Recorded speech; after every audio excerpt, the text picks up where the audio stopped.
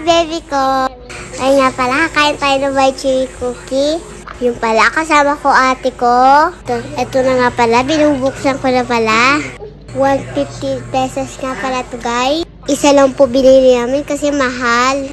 Titikman na natin. Ito na po pala, first bite. Yung first bite ko pala guys, ang pait. Ito na nga yung first bite ko sa sabit sa ngipin.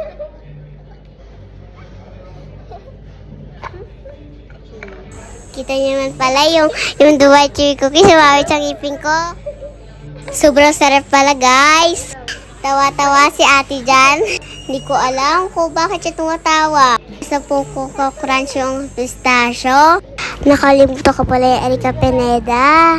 Na voice over. Ang tagal na po itong video na to. Hindi ko na po na voice over. Habang naglalakad ako, nagbo-voice over ako.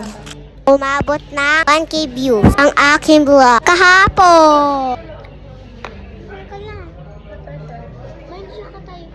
Ayun lang. Bye!